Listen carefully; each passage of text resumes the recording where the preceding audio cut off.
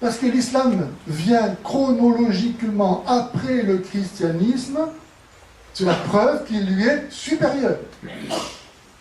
Un argument massu. La plupart des musulmans sont convaincus que puisque l'islam vient après le christianisme, c'est une bonne raison pour être musulman. Or, il faut dire aux musulmans que tout ce qui est postérieur n'est pas nécessairement supérieur. La décadence, la pourriture, la déchéance, la ruine, ça vient toujours après un état de perfection que ça corrompt.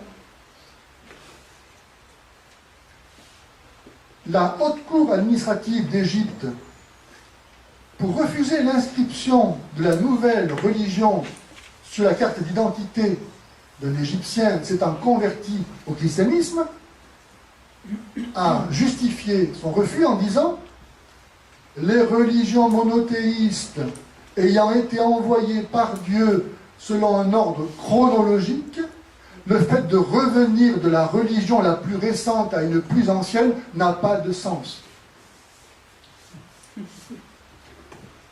Ce qui est postérieur n'est pas nécessairement supérieur. Le mensonge vient toujours après la vérité.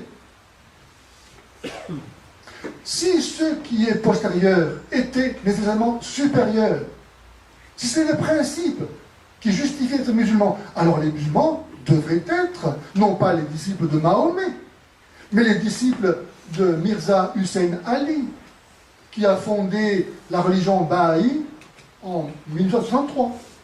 Ou bien encore mieux, de Mirza Ghulam Ahmed, qui fonda l'ahmadisme en 1989.